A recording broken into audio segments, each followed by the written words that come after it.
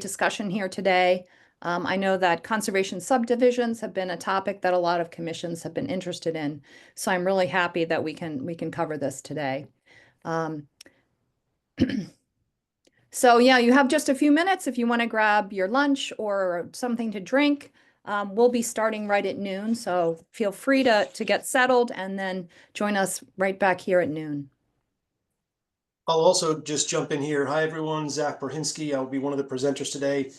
Just while we wait to get started, if folks could use the chat function and let us know where you're from and if you're on a municipal board, just to include that too. So please use that chat function. Thanks very much.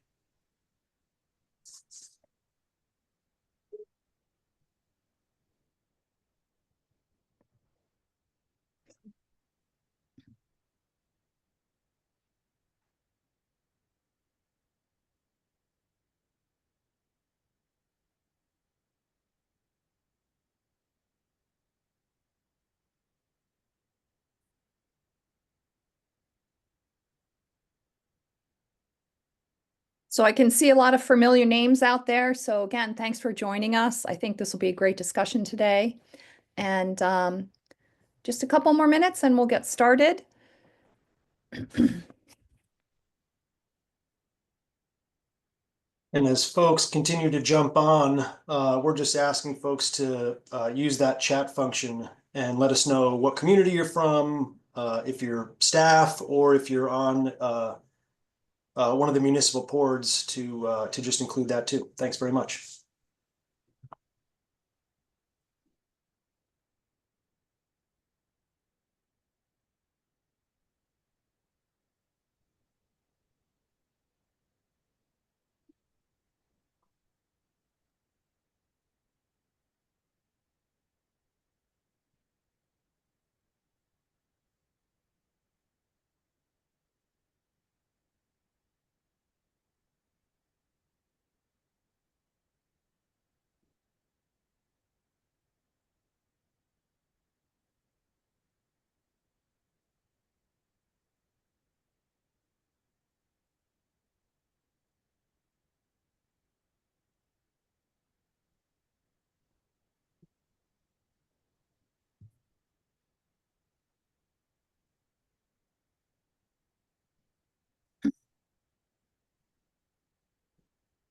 All right, well, it's noon. So again, thank you all for joining us. We'll go ahead and get started on today's NHACC Lunch and Learn program, Balancing Conservation and Housing Development. So I want to thank you all for joining us today. We're going to discuss the importance of local regulations and how they can drive housing development while preserving habitats and open space. We'll also look into how to incentivize conservation subdivisions, and we'll take a look at a few case studies as well. So my name is Barbara Richter. I'm the Executive Director at the New Hampshire Association of Conservation Commissions. And for those of you who are not familiar with NHACC, we are a nonprofit organization working to support conservation commissions so that they can be successful in protecting their local natural resources. And today's guest speakers are Zach Brohinsky and Steve Whitman from Resilience Planning and Design. Dr. Steve Whitman is a professional planner and educator who has been working in the public, nonprofit, and private sectors in the Northeast for more than 25 years. Steve established Resilience Planning and Design to assist communities and organizations with planning initiatives and implementation actions that reinforce their vision for the future. His work is informed by natural systems and human interactions. This includes site-scale planning and design efforts, comprehensive planning projects, regional and watershed scale planning, and research-driven and education initiatives. Steve is a board member of Mill City Park in Franklin, New Hampshire, and a founding member of the Pemmy-Baker Trails in Plymouth, New Hampshire. We also have Zach Brohinsky. Zach is a conservation and GIS professional who has been working in public, nonprofit, and private sectors across the Northeast since 2011. With a foundation in applied land protection and GIS, Zach works at the intersection of these interests with partners creating strategic approaches to understanding and analyzing landscapes and communities. His data-driven approach to strategic conservation and planning is rooted in the ability to effectively communicate findings and solutions through dynamic storytelling. Zach is also an educator providing instruction in applied land conservation and GIS at the university level. Currently, he serves as the board chair of the Plymouth Area Renewable Energy Initiative and sits on the board of the directors of the nonprofit Standing Trees, advocating for improved management on publicly managed lands. So just a few quick items before we begin. We are recording this program, so I hope that's okay with everybody.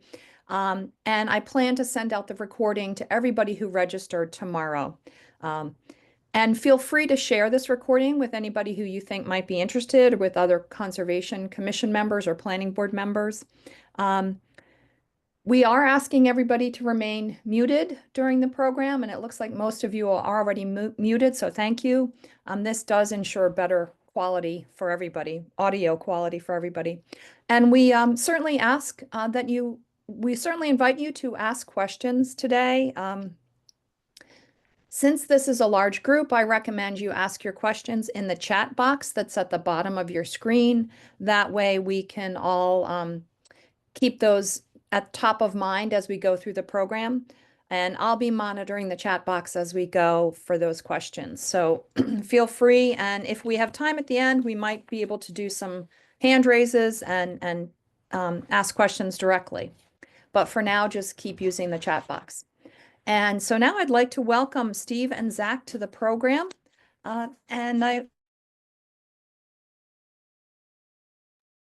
Yeah, thanks everyone. Thanks, Barbara, for the introduction and the welcome. For anyone that didn't hear me, we're just asking folks to use that chat function right now and just let us know what community you're from and whether you're on one of the municipal boards. Would just be helpful for us to know who was here today. Yeah, and thanks again for joining us as we talk about ways to balance conservation and housing.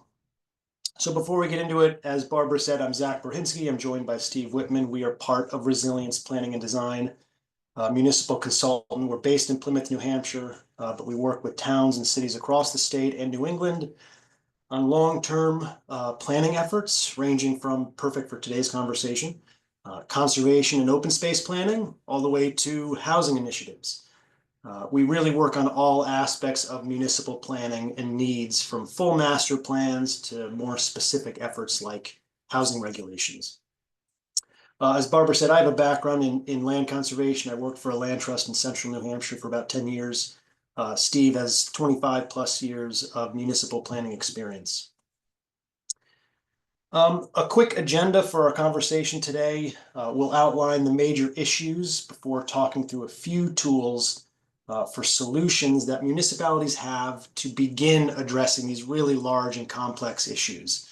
You know, a master plan is a really great high-level start municipalities can take. Land use regulations are much more detail-oriented, and a specific regulation like conservation subdivisions is an even more focused tool to balance conservation and housing needs.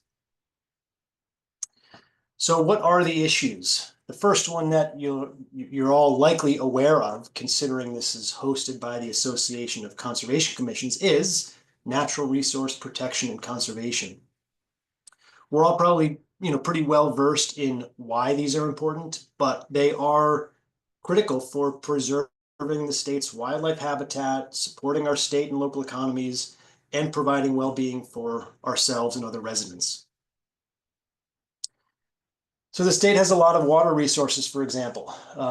These provide clean drinking water, they offer recreational opportunities, they help mitigate flood risks, among a slew of other benefits. So making sure we're doing our part to maintain the health of these resources is really important for us individually, but as the state as a whole as well.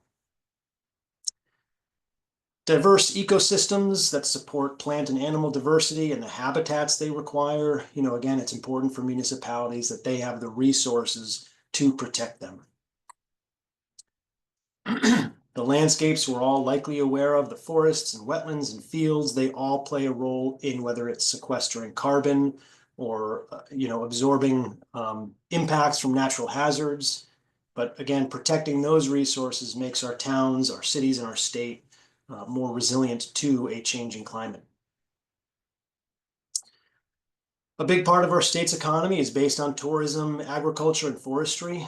Protecting those types of lands allows for recreational activities, it supports our local businesses, and ultimately makes our cities and our towns stronger.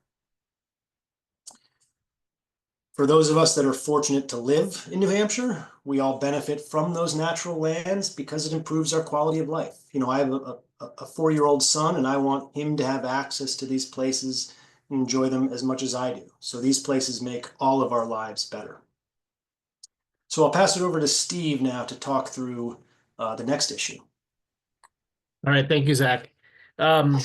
As you're probably getting a sense, we're wanting to introduce this kind of complex topic of housing and natural resource protection and give you some additional context about how we think New Hampshire communities are best approaching this from a planning perspective, and make sure that you have some of the underlying understanding of why addressing both is so important before focusing towards the end on one tool, which is conservation subdivision or open space subdivision. So this has been a really complex topic, introducing the housing need to the natural resource conversation. It's one that we're seeing communities increasingly collaborate on and try to find new ways to move forward. And the housing need, although we do have quite a few planning board members and planning staff that have joined today, housing need might be one area where conservation commission members feel less comfortable weighing in. And so we're just going to highlight a little bit about that, hoping that you all will become increasingly part of these conversations. So I'm going to read through a few of the things on the slides ahead. So there's a tremendous housing need right now in New Hampshire. If you're not aware, there are about 60,000 housing units that are going to be needed by 2030 and nearly 90,000 housing units by 2040. And right now we have a shortage that's somewhere around a little over 20,000 units that we're behind on already. So we've had a long delay in housing construction. There have been a variety of factors contributing to that. New Hampshire Housing has been documenting it and kind of sounding the bell. And it's only the last few years, probably since the pandemic, that it's really become really engaged at a lot of municipal levels. So next one, Zach. So from a home ownership perspective, there are also a lot of challenges you may be aware of either through your own lives or the lives of others in your family. But from 2019 to 2022, the median home price increased by about 50%. And as a result, even middle to high income renter households are finding it harder to become homeowners. The cost just becomes so high and such a big percentage of their monthly income. On the rental challenge side of things, we're seeing very low vacancy rates. When you have a really low vacancy rate, like less than 5 to 7%, it's really hard to have a choice. In some cases, you have to get forced into a unit that's more expensive than you can afford. If you think about the 30% or so you should be spending a month on your housing.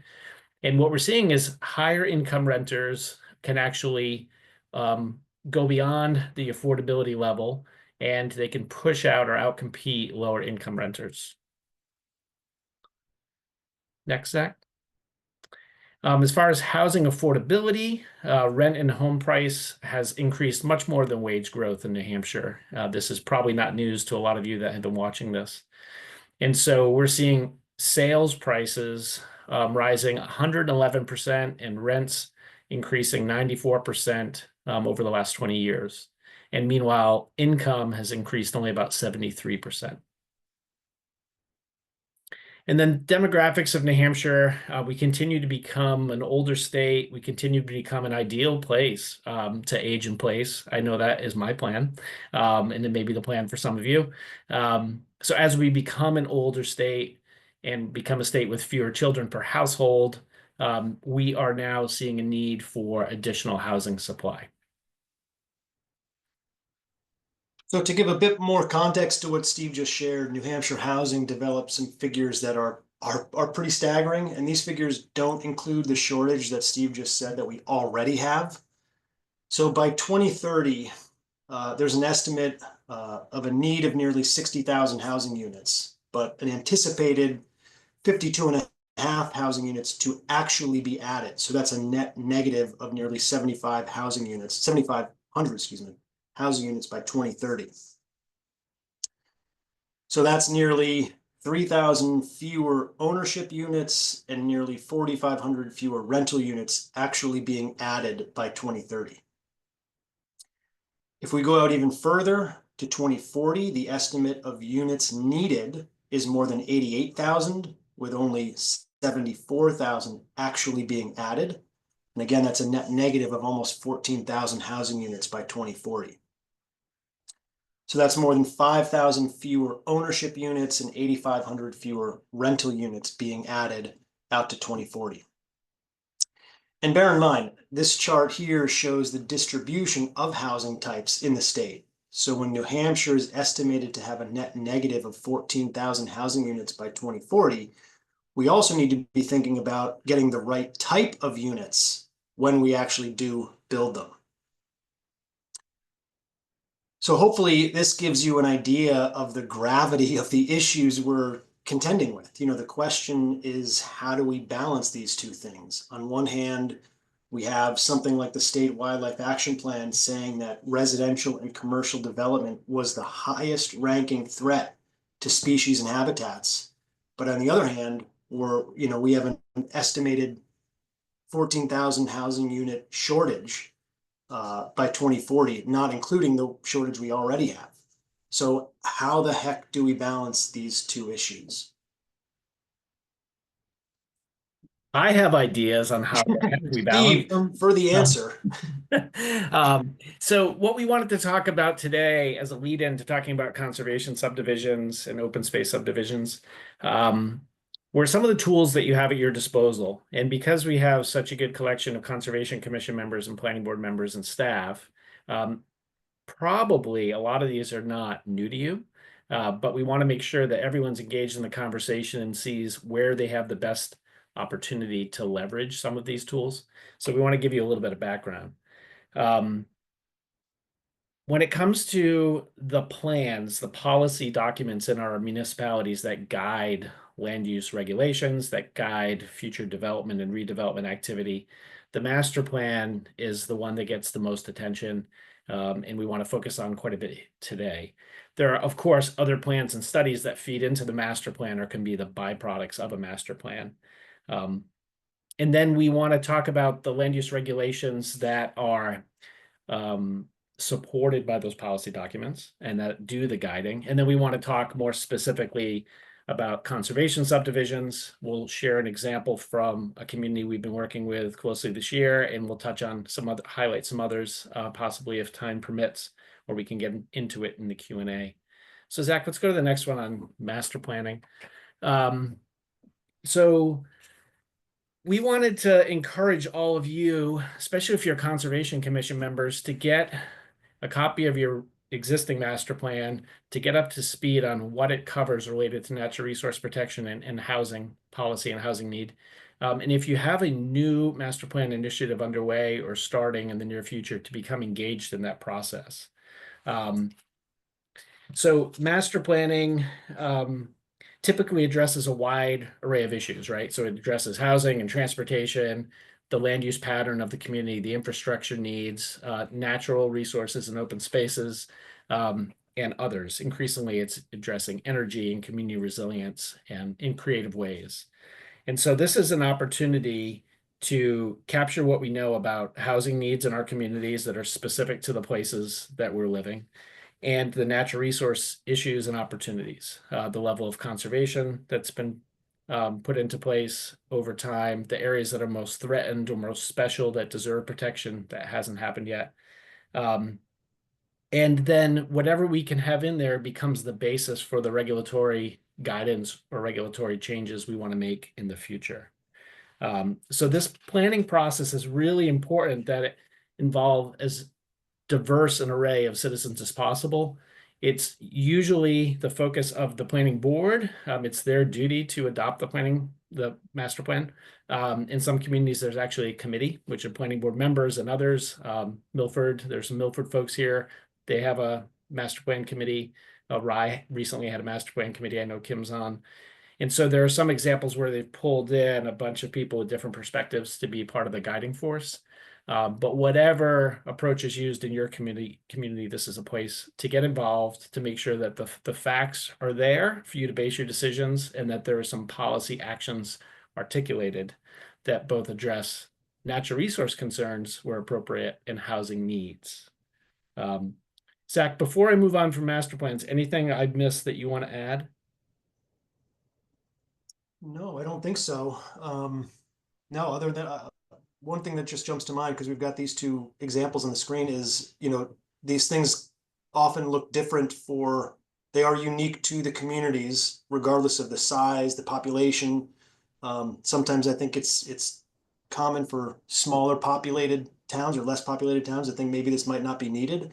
But they really are, and it can help craft, even if it's slowly, how your particular town or community will grow, because they will, regardless of their current size. Agreed. All right, next slide then. So we also wanted to highlight conservation and open space plans. We don't see these as often in New Hampshire. States like Massachusetts have a requirement for an open space plan. We do tend to see, and I think Jeff Littleton's on, we do tend to see natural resource inventories. The conservation and open space plan is a chance to either build on an existing natural resource inventory or go beyond that and think about the network of open spaces, the various ownership types, the reasons for protecting these places, and how they become part of the development pattern, the land use pattern rather, of the community.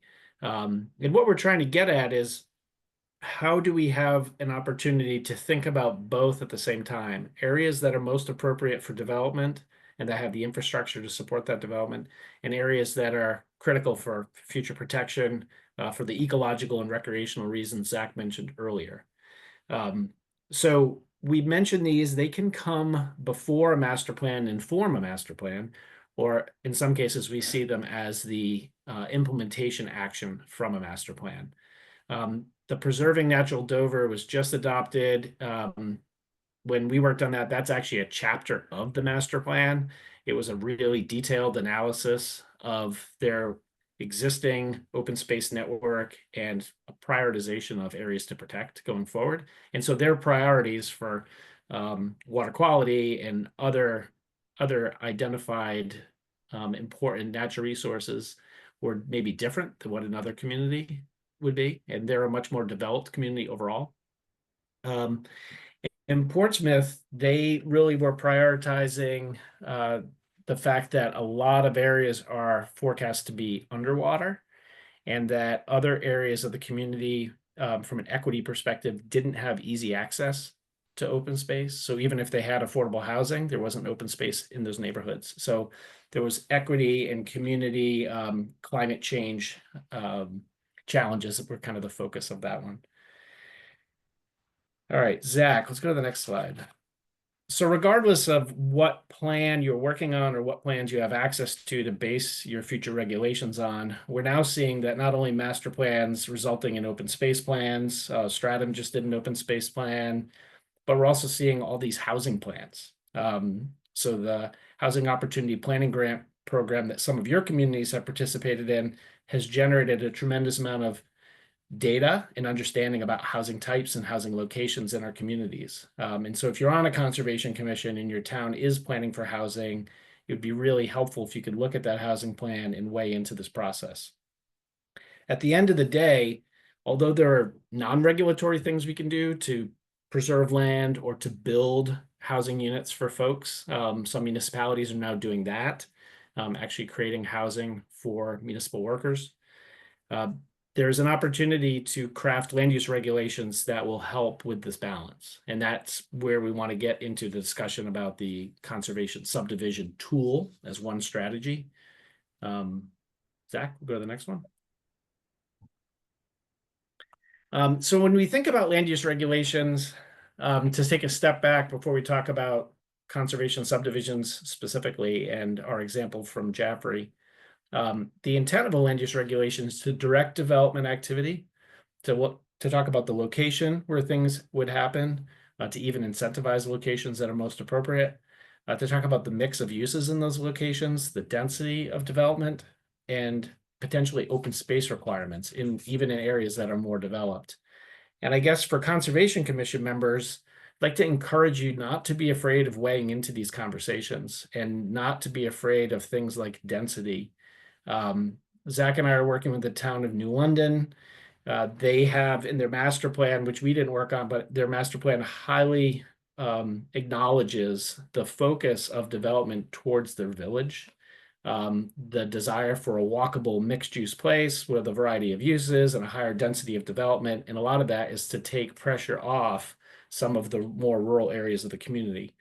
So in having conversations about placing housing of different types, and we now have a wider range of housing than just single family units and multifamily units. There's a whole range.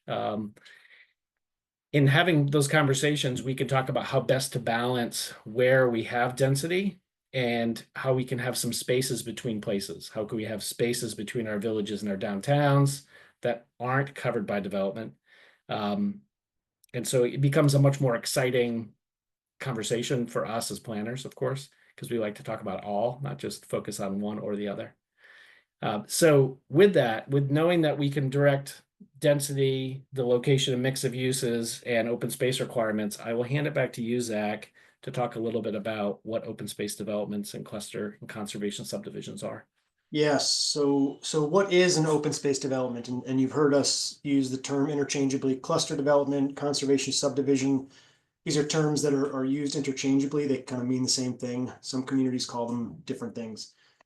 So if you hear either of us use different terms, just recognize that they are the same.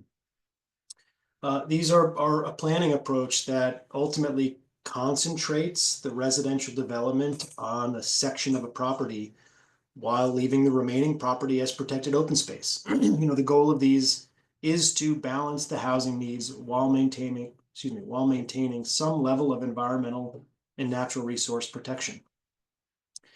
So there are a lot of benefits to these open space developments. They increase, first of all, they increase the overall housing supply, which responds to the major housing need that Steve talked about.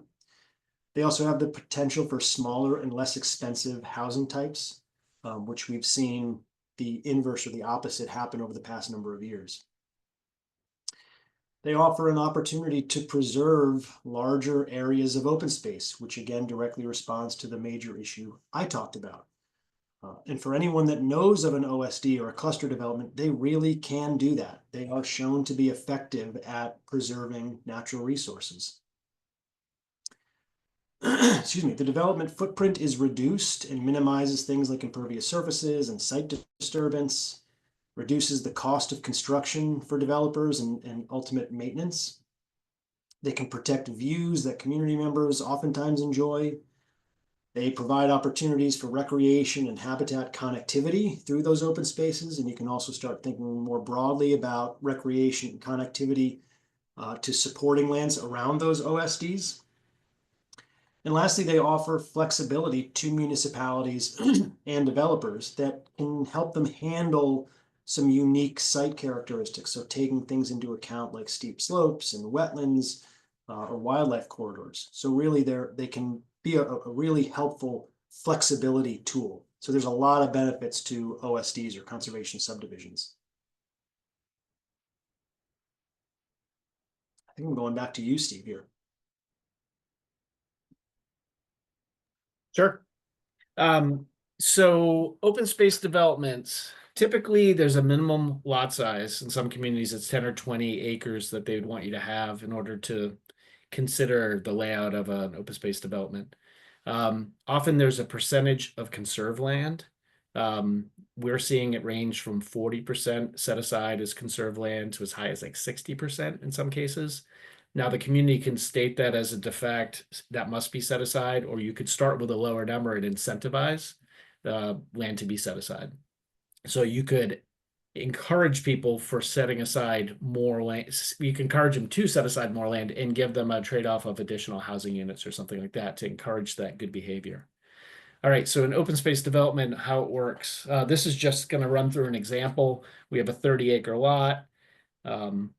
We have, let's say, 3-acre lots in the underlying zone. So if you were to look at doing a conventional development, you would be able to get approximately 10 lots.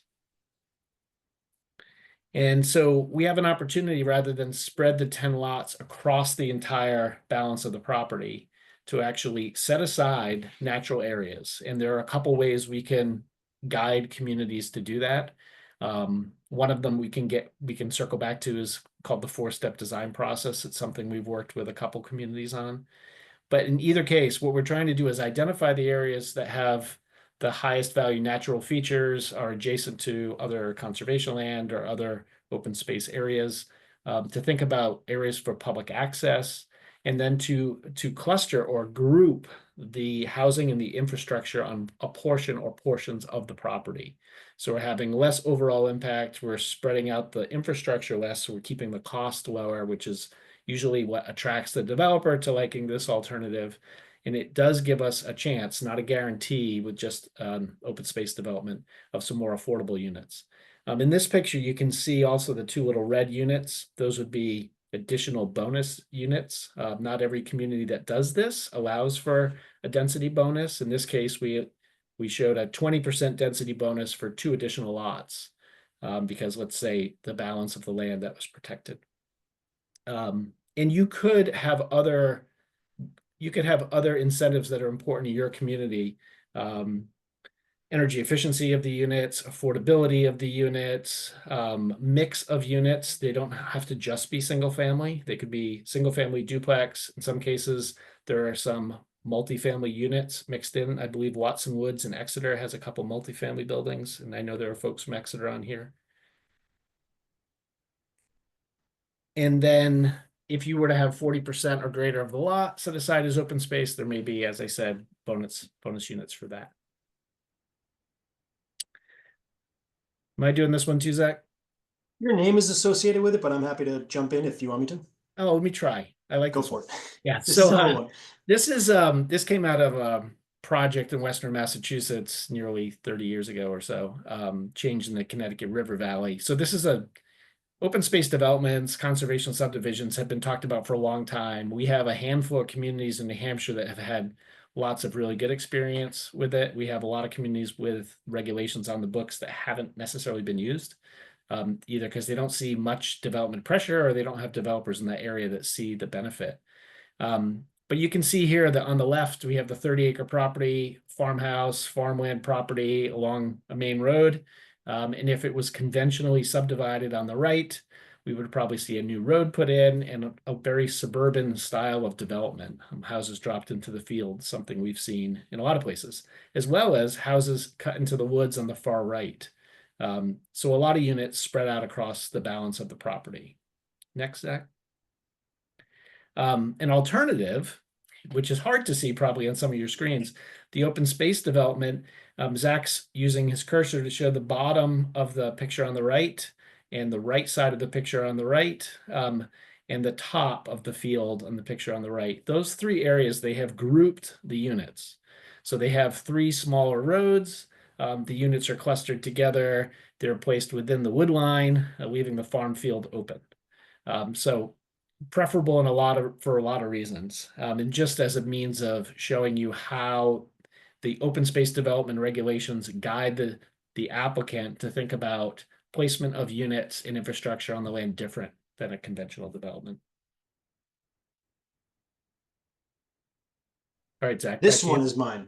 Yes. Yeah. So a few considerations for folks to think about if they are considering an OSD. These are some of the big questions to consider, whether you're developing one from scratch or you're revising one that may already be on the books. Number one, does your community already have one of these? You might just not know it. It could also be called something different: cluster development, conservation subdivision. But check to see if your community has something like this that already exists. It may or it may not. Number two, if your community has one or is considering something like this, should an OSD be required for certain size developments, or should it be optional with incentives, those bonuses that Steve mentioned, for developers that would incentivize them to choose an OSD? So whether a community is requiring it or making it optional, we've seen communities do it differently. It depends on how the regulation is written. That determines really how or if it's used. We know some communities that require it that were rarely, if ever, used, while others have an optional OSD that get used often and are really liked by developers. But determining whether your community is going to require it or have it as an option is a good a good first step. Number 3, what does your community think is an appropriate amount of conserved land to require for an OSD?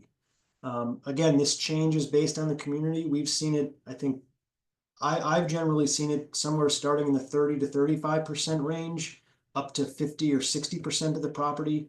Again, it depends on your community. Communities we've worked with have kind of weighed, do we go lower and make more incentives, more bonuses to incentivize developers to have more open space, or do you just require more from the beginning?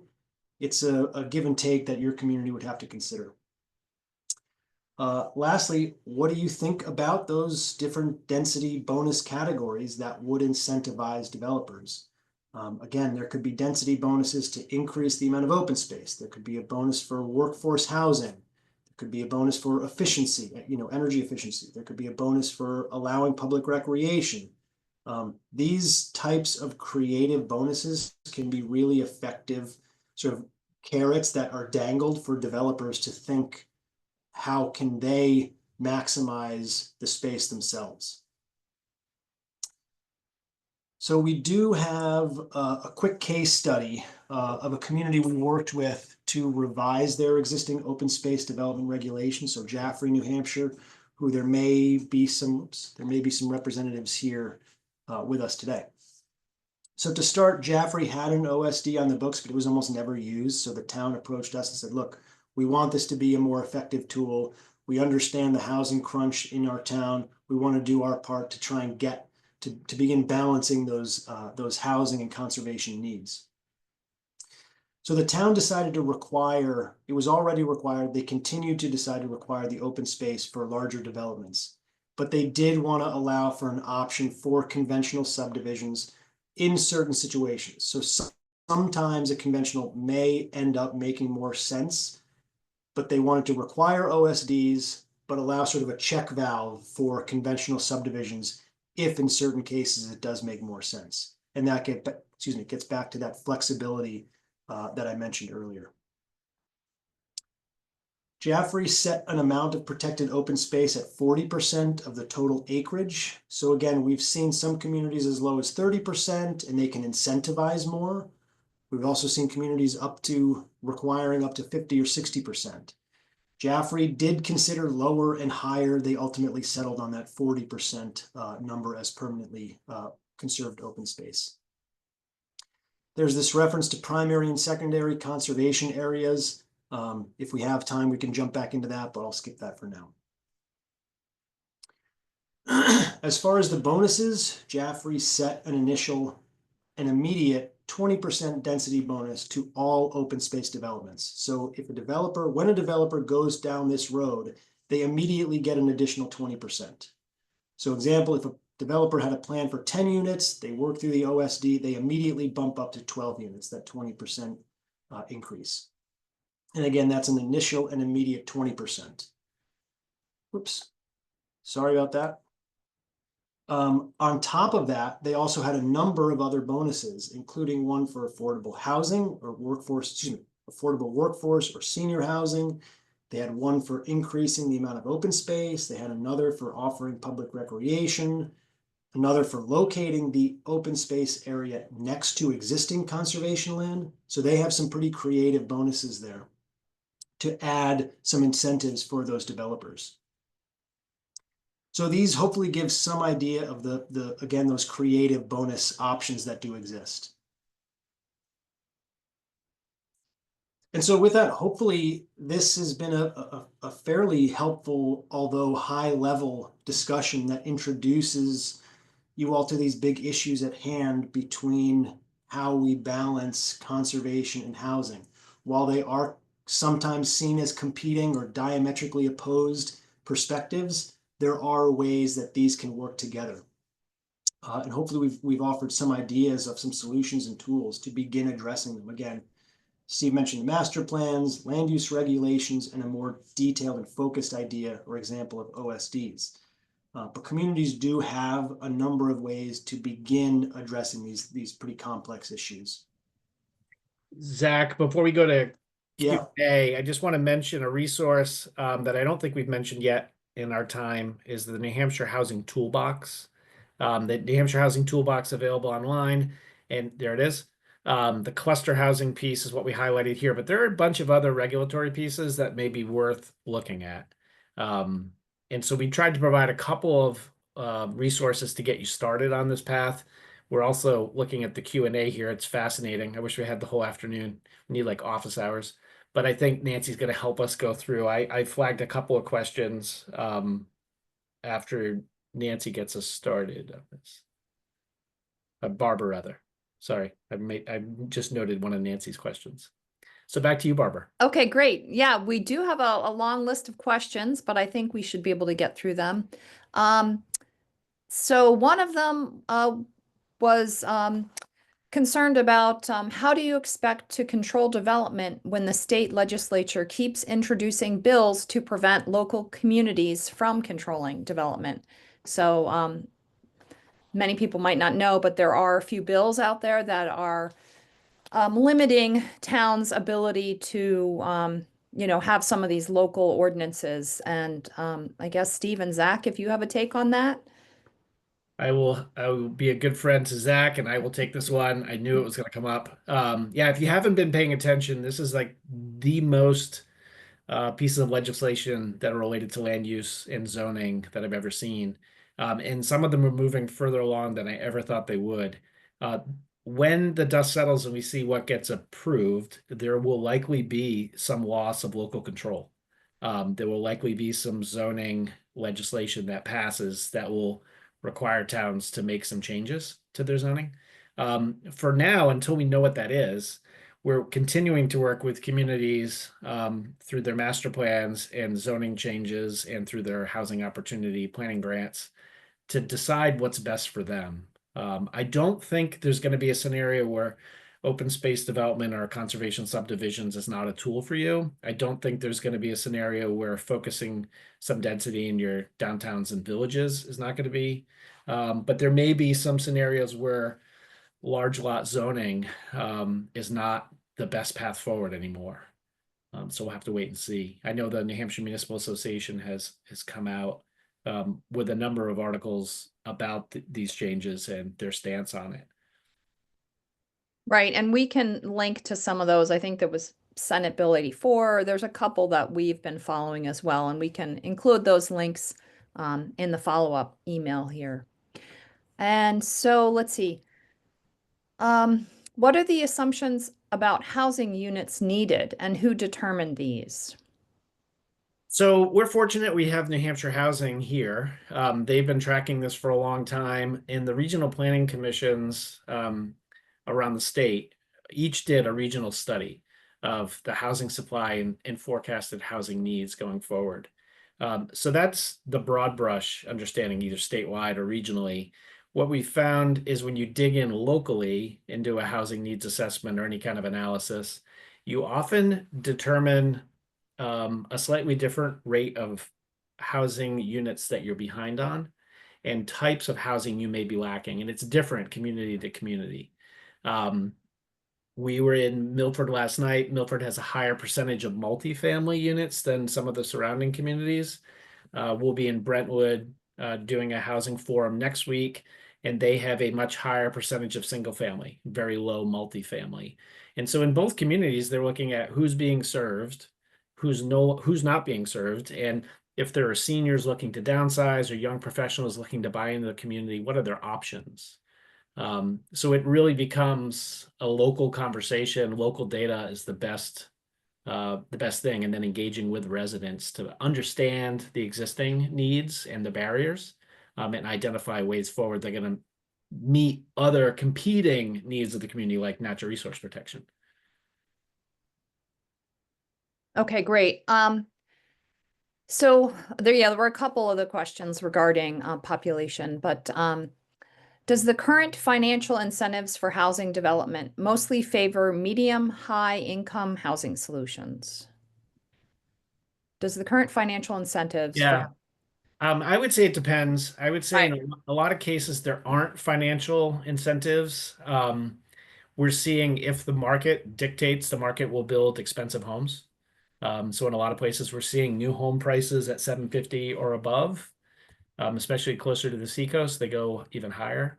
And so that is providing units that are needed, but not necessarily affordable units. In some cases, it's taking pressure off the middle income units where people are buying down in the market. We see that in a lot of communities. People who have means will buy down to a smaller unit and improve it to meet the needs of their family. If they have an alternative and they can buy up into a new unit, that takes some pressure off. Um, as far as actual incentives, any incentives that are used to create a workforce housing unit. So in a workforce housing unit in a lot of communities is for a household that's making sometimes over $100,000 a year.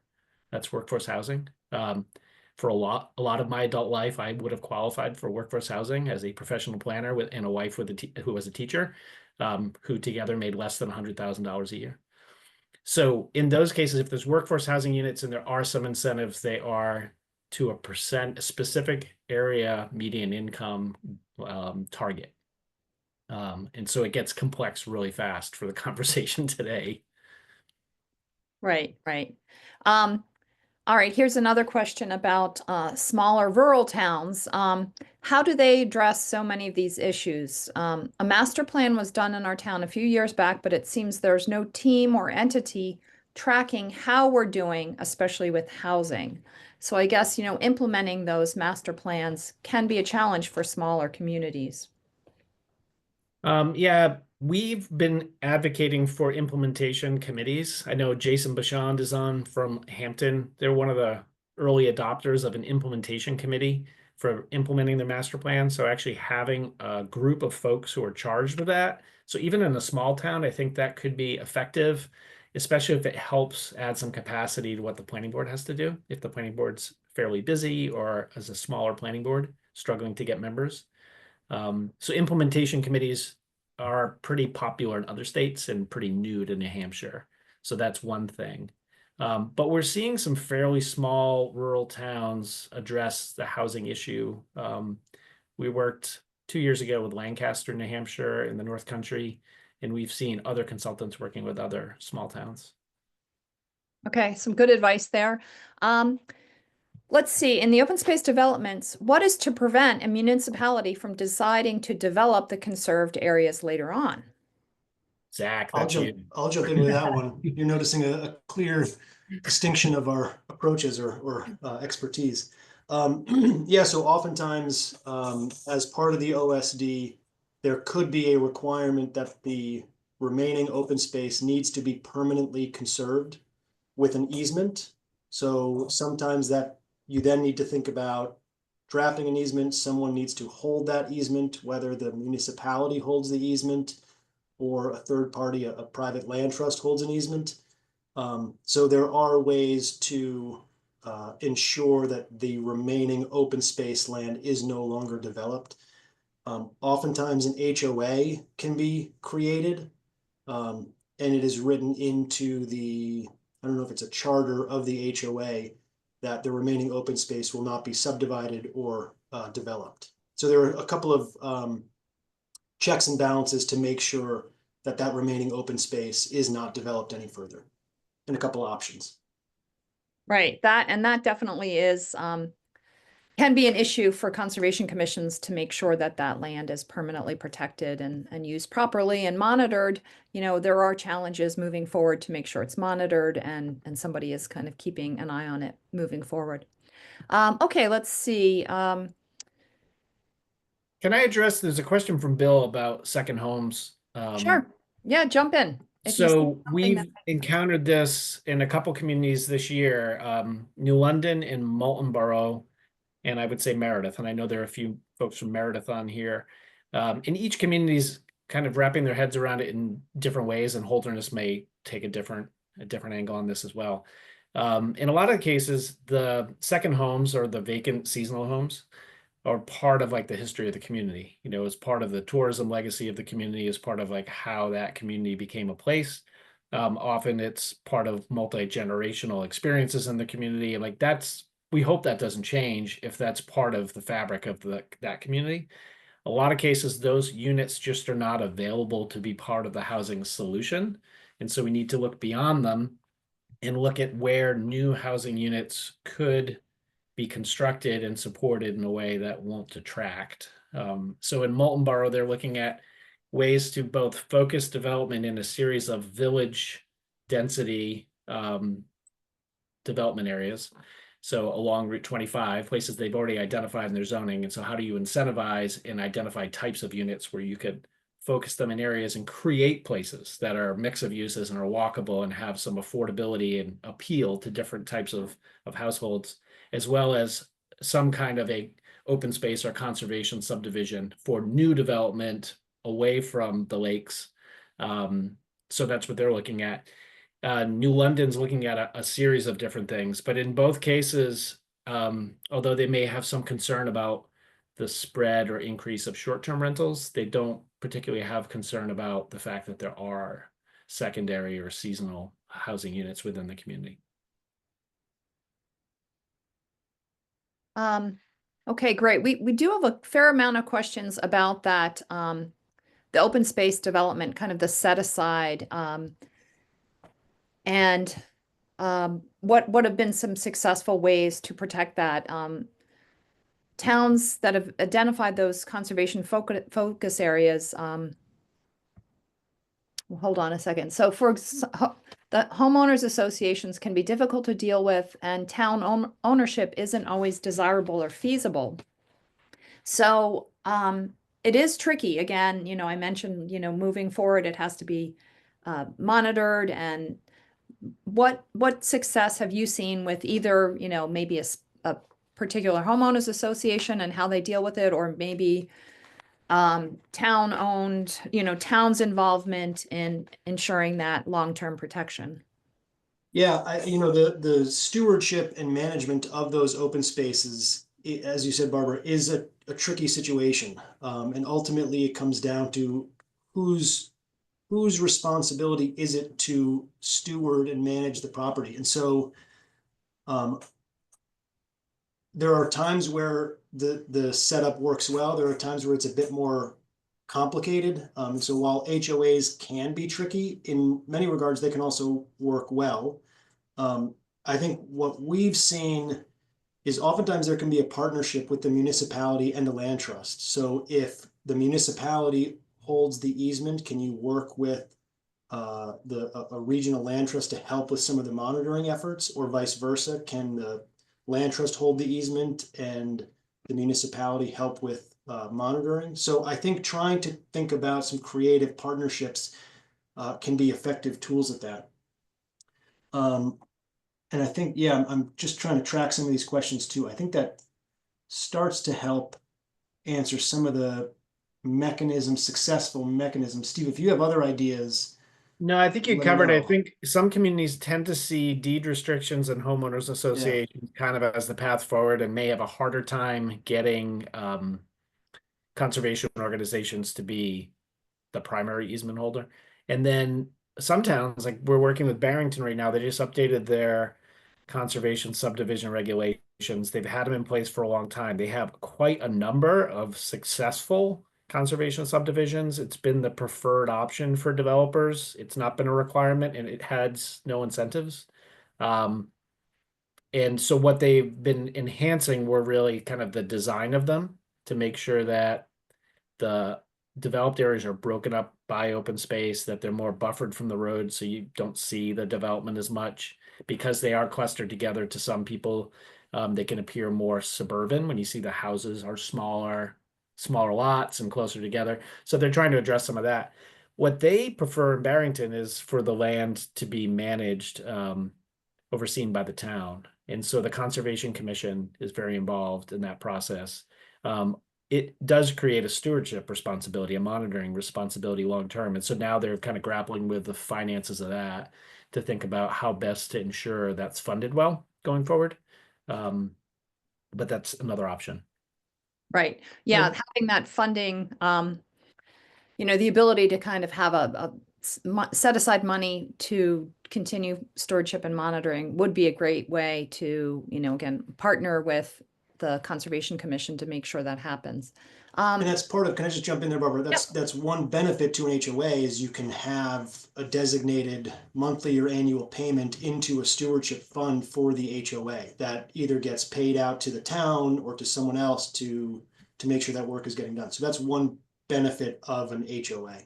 Right. That is a good, and I didn't realize that was available. So that's an interesting way to approach it.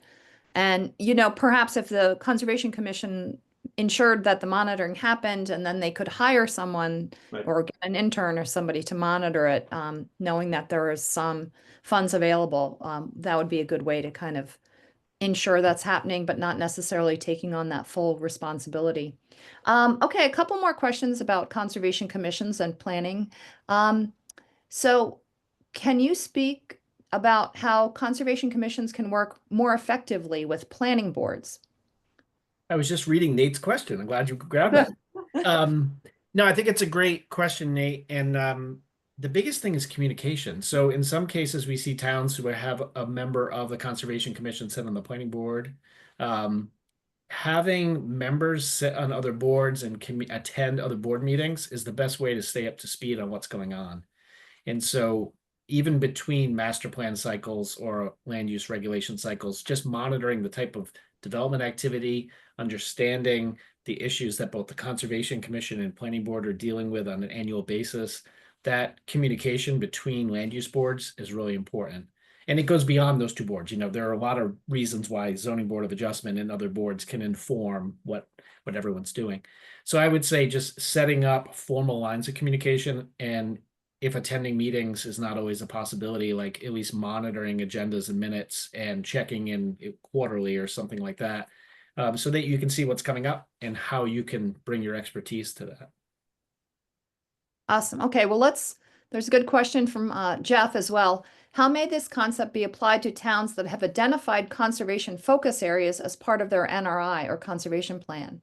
Should stronger requirements be applied to these areas or OSD not allowed? What balance may exist? So yeah, I think, that's the other thing that commissions want to make sure that these conservation subdivisions are really protecting the best and most critical conservation lands. So having, incorporating your conservation plan into this type of ordinance would be really beneficial, I think. Yeah, so one of this resource here in the middle, a conservation subdivision design by Randall Arendt was one of the foundations we use when working with Jaffrey to revise their OSD. And it's really this 4-step design criteria. One of the elements, I think, Steve, correct me if I'm wrong, it's the first step is to identify what he calls the primary and secondary conservation areas. So the primary conservation areas are the inherently unbuildable parts. So the wetlands, floodplains, steep slopes, things like that. The secondary conservation areas is what he calls the best of the rest. So identifying those priority habitats, those connectivity habitats, whatever it might be, identify those in the NRI and do your best to set those aside first and foremost.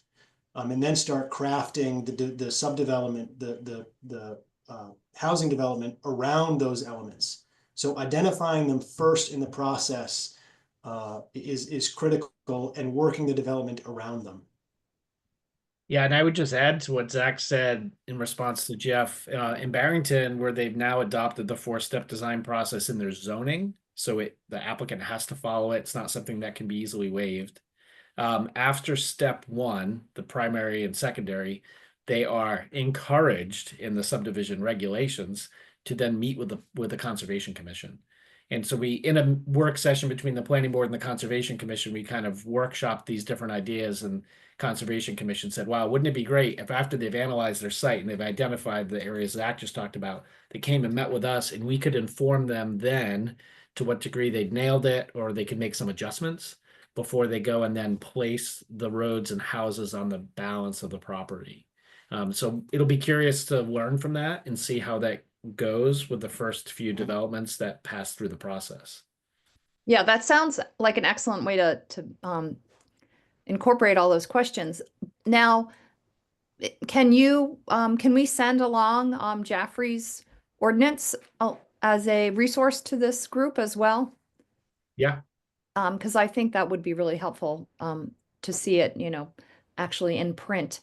And I think most of the other questions are kind of along the same vein of, how do you, include low impact development to lessen the amount of fragmentation. And we had another question from Sarah about the key to making these work for conservation is clearly identifying how important the natural resource areas are identified in the property and when in the process the Conservation Commission guides the location of those protected lands. So, and I think we're going to touch upon a little bit more of this in our next program. So this might be a good plug for me to say that our next program is going to look more specifically at parcel by parcel, protecting those natural resources on a parcel by parcel basis. And that will be presented on May 21st. With Jeff Littleton from Moosewood Ecological. And Jeff also worked with Jaffrey on this process, so he has some great experience in looking at the parcel itself and how to ensure that you are protecting those critical resources found on the property in a more micro level. So keep your eye out for that. I will include a link to that program in our follow-up email with the recording. So you will get a recording of this program, and we should be able to get you the handouts and slides from this PowerPoint, and I'll include that with a follow-up as well as links to these resources and great information that we've all talked about today, and as well as some of the other questions that we had. We weren't able to get to all of our questions, but I think we basically covered most of them. And again, we'll be able to address some of these in our next program with Jeff Littleton. So I want to thank Zach and Steve for being here today. I think this was a lot of really great information and a good start to the conversation. I think this will be a continuing process for many towns. So it's important to kind of consider how this will best fit your community. And it's not an easy one size fits all. So you'll have to do a lot of thinking to work it out in a way that makes the most sense for your community. But thank you all for joining us. Again, we'll be following up with that recording and links tomorrow. And we're happy to answer any other questions that you might have directly via email as well. So everybody have a great afternoon, and feel free to reach out if you still have a few more questions. Have a good day, everybody. Thanks, everyone. Thanks, everyone.